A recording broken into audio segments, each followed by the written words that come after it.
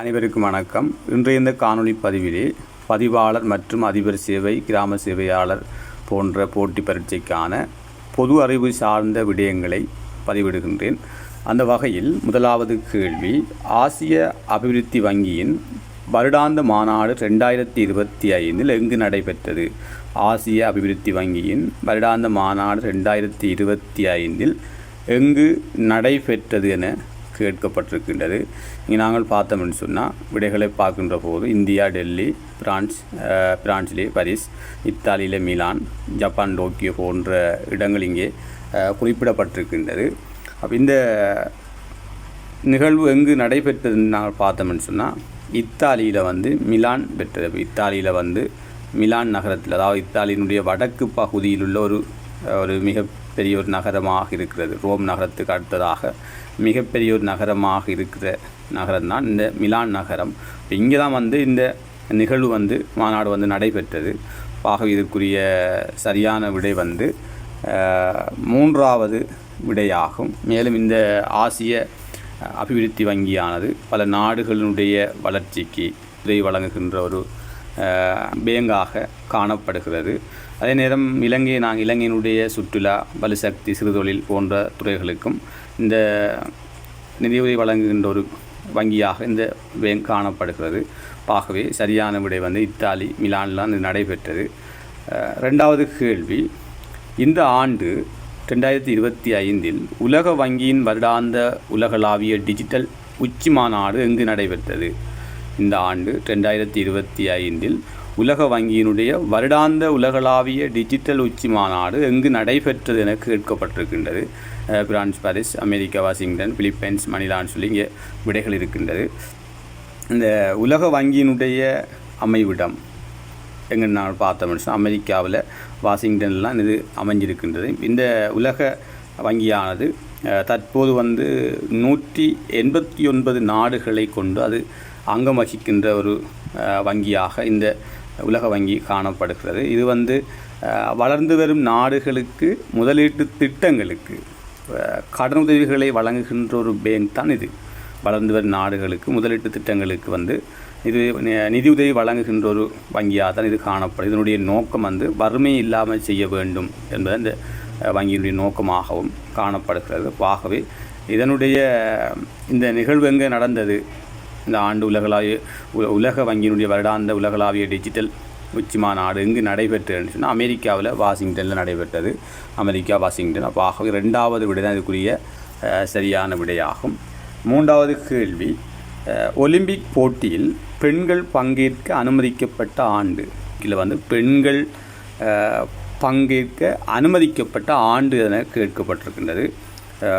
நாங்கள் இங்கே பார்த்தோம்னு சொன்னால் இந்த ஒலிம்பிக் என்றது தெரியும் எங்களுக்கு. 4 ஆண்டுகளுக்கு ஒரு முறை தான் இந்த ஒலிம்பிக் நடைபெறுகின்றது. உலகத்திலே ஒரு முதன்மையான ஒரு விளையாட்டாக இந்த ஒலிம்பிக் விளையாட்டு இருக்கின்றது. கடைசியாக பிரான்சில் நடைபெற்றது.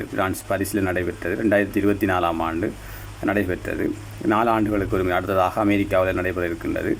இதனுடைய தாயகம் நாங்கள் பார்த்தோம்னு சொன்னால் கிரேக்கம். கிரேக்குன்னா இந்த ஒலிம்பிக் போட்டியினுடைய தாயகம். ஒலிம்பிக் போட்டியில் பெண்கள் பங்கேற்பதற்காக எந்த ஆண்டு எத்தனையாம் ஆண்டு அனுமதிக்கப்பட்டது? இந்த பெண்கள் பங்கேற்க அனுமதிக்கப்பட்ட ஆண்டு 1900 ஆண்டு தான் பெண்கள் பங்கேற்க அனுமதிக்கப்பட்ட ஒரு ஆண்டாக காணப்படுகின்றது. 4வது கேள்வி, ஒலிம்பிக்கில் முதலில் பதக்கம் வென்ற இலங்கை வீரர். ஒலிம்பிக் போட்டியில் முதலில் பதக்கம் வென்ற இலங்கை வீரர் யார் என கேட்கப்பட்டிருக்கின்றது. 1948 ஆண்டு இந்த கோடைகால ஒலிம்பிக்கில் 400 மீட்டர் தடை தாண்டல் ஓட்டத்தில் வெள்ளிப்பதக்கத்தை பெற்றிருக்கிறார். யாருன்னு பார்த்தோம்னா டங்கன் பைட் என்றவர். இதுக்கு விட டங்கன் பைட் தான் இந்த 1948 ஆண்டு முதலாவது வெள்ளிப்பதக்கத்தை இலங்கையில் வென்ற ஒருவராக இவர் காணப்படுகிறார். கோடைகால ஒலிம்பிக் போட்டியில் 400 மீட்டர் தடை தாண்டல் போட்டியில் ஓட்டத்திலே வெள்ளிப்பதக்கம் வென்றவராக காணப்படுகிறார். இலங்கை சுதந்திரம் அடைந்த ஒரு ஆண்டு தான் இந்த 1948 ஆண்டு. அந்த ஆண்டு தான் இவர் இந்த பதக்கத்தை வென்றிருக்கிறார். ஆகவே இதுக்குரிய விட டங்கன் பைட் ஆகும். 5வது கேள்வி, உலகில் உயரமான பாலம் அமைக்கப்பட்ட நாடு. உலகில் உயரமான பாலம் அமைக்கப்பட்ட நாடை கேட்டிருக்காங்க. இங்கே நாங்கள் பார்த்தோம்னா இந்தியா, இலங்கை, சீனா, அமெரிக்கா போன்ற நாடுகள் இருக்கின்றது. இந்த சீனாவில் தான் இந்த மலை உச்சியில் வந்து உயரமான மலை குன்றுகளுக்கு இடையில் வந்து இந்த பாலம் அமைக்கிற முறை ஒன்று கட்டப்பட்டது. உலக சனத்தொகையில் 2ஆம் இடத்தில் இருக்கிற ஒரு நாடு சீனா.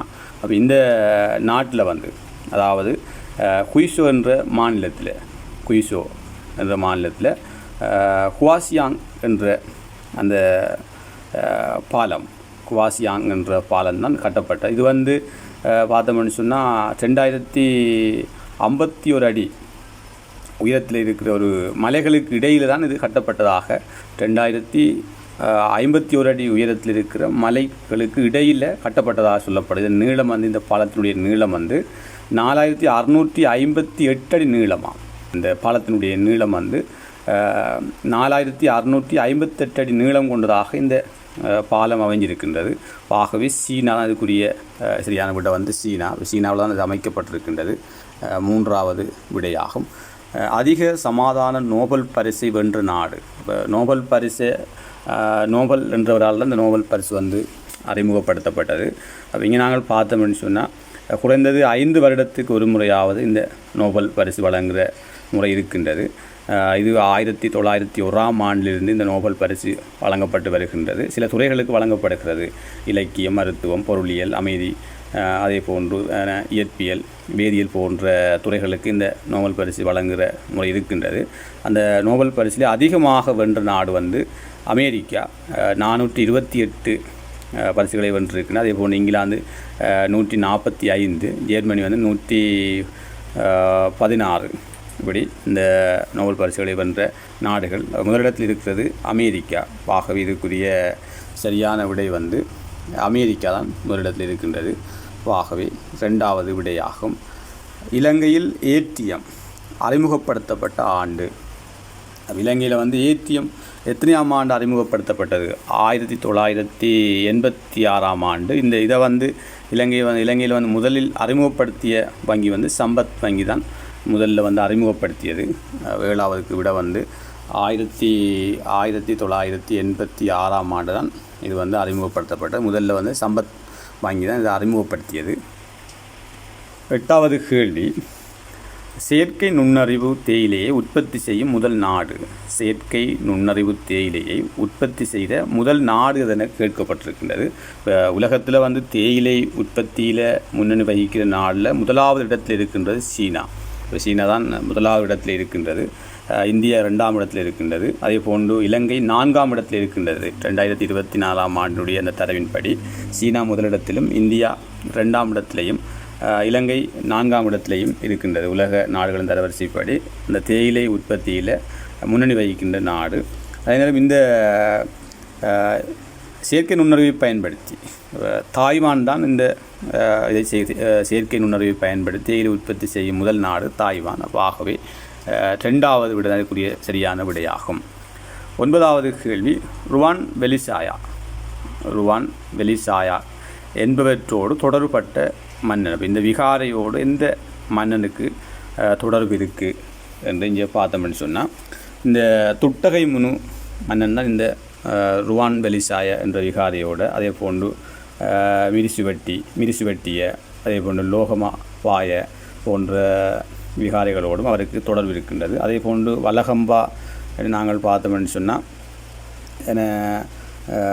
அபயகிரி விகாரை போன்றவற்றோடு தொடர்பட்டிருக்கிறது. பராக்கிரமபாகு கிரிவிகாரை, அதே மாதிரி கல்விகாரை போன்றவற்றோட தொடர்புகள் இருக்கின்றது. ஆகவே ருவான் வெலிசாய விகாரை வந்து துட்டகை முனு மன்னனோடு தான் தொடர்பட்டிருக்கின்றது. 2வது விட இதுக்குரிய சரியான விடையாகும். அடுத்த கேள்வி, தேசிய அடையாள அட்டை எத்திணைக்களத்தின் கீழ் வழங்கப்படுகிறது? தேசிய அடையாள அட்டை எந்த திணைக்களத்துக்கு கீழே வழங்கப்படுகிறது? அஞ்சல் திணைக்களம் வந்து நாங்கள் பார்த்தோம்னு சொன்னால் தபால் சேவை வழங்குகிற ஒரு திணைக்களம் அஞ்சல் திணைக்களம்னு சொல்லுவாங்க. அதே மாதிரி தபால் திணைக்களம் என்றது அந்த தபால் அறிக்கை அட்டைகளை கொடுக்கிறது தான் தபால் திணைக்களம்னு சொல்லுவார்கள். அதே மாதிரி இந்த ஆட்பதிவு திணைக்களம் தான் வந்து தேசிய அடையாள அட்டையை வழங்குகிறது. ஆட்பதிவு திணைக்களம்.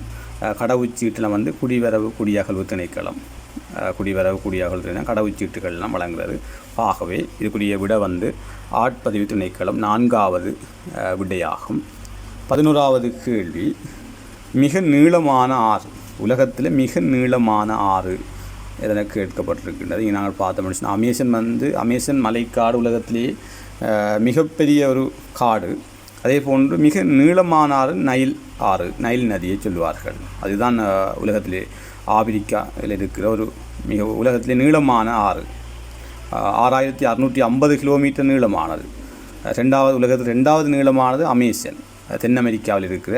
இது வந்து 6437 கிலோமீட்டர் நீளமானது. அது வந்து 6650 கிலோமீட்டர் நைல் நதி வந்து நீளமானது. ஆகவே எங்கே இருக்குன்னு பார்த்தோம்னு சொன்னால் ஆப்பிரிக்காவில் தான் இருக்கின்றது. இது வந்து நைல் 2வது விடையாகும். 12வது கேள்வி, இலங்கையின் வெப்பநிலை கட்டுப்பாட்டுடனான நவீன விவசாய களஞ்சிய சாலை எங்கு அமைந்துள்ளது? இலங்கையின் வெப்பநிலை கட்டுப்பாட்டுடனான நவீன விவசாய களஞ்சிய சாலை எங்கு அமைந்துள்ளது என கேட்கப்பட்டுள்ளது. வடமத்திய மாகாணத்திலே அனுராதபுரத்தில் தான் இது அமைஞ்சிருக்கின்றது. ஆகவே இதுக்குரிய சரியான விடை வந்து அனுராதபுரம். 13வது கேள்வி, இலங்கையில் மிகப்பெரிய தீவு எது என கேட்கப்பட்டிருக்கிறது. இலங்கையினுடைய மிகப்பெரிய தீவு மன்னார் தீவு. அதுதான் இலங்கையினுடைய மிகப்பெரிய தீவு. இது வந்து 126.5 சதுர கிலோமீட்டர் பகுதியை கொண்டது. இந்த தீவு வந்து இங்கே வந்து பிரதானமாக மீன்பிடி தொழில் தான் பிரதானமாக நடக்கின்ற தீவில் வந்து இது வந்து மன்னார் தீவு. மன்னார் தீவு 2வது விடையாகும். உலகில் முதல் பசுமை ஆற்றலை நிறுவிய நாடு. உலகில் முதல் பசுமை ஆற்றல் எந்த நாடு உலகிலே பசுமை ஆற்றலை நிறுவிய நாடாக இருக்கின்றது என்று பார்த்தோம்னா பெல்ஜியம் தான் இதுக்குரிய விட. மேற்கு ஐரோப்பியாவில் உள்ள ஒரு நாடு பெல்ஜியம். மேற்கு ஐரோப்பாவில் உள்ள ஒரு நாடு தான் பெல்ஜியம். இதனுடைய தலைநகரம்தான் செல்சு என்று சொல்லுவாங்க. இதனுடைய தலைநகரம் வந்து நாங்கள் பசுமை ஆற்றலை நிறுவிய நாடுன்னு நாங்கள் பார்த்தோம்னா பெல்ஜியம் தான் இதுக்குரிய விட பெல்ஜியம். அடுத்தது 15வது கேள்வி, உலகில் மிக மோசமான காற்று மாசு அதிகமுள்ள தென்கிழக்காசிய நாடு. உலகில் மிக மோசமான காற்று மாசு அதிகமுள்ள எங்கன்னு பார்த்தோம்னு சொன்னால் பங்களாதேஷ் தான் இதுக்குரிய விட பங்களாதேஷ். அப்போ இது வந்து டாக்கா, இந்த நாட்டினுடைய தலைநகரம் டாக்கா. சிறப்பான தலைநகரம் டாக்கா. ஓகே, நன்றி.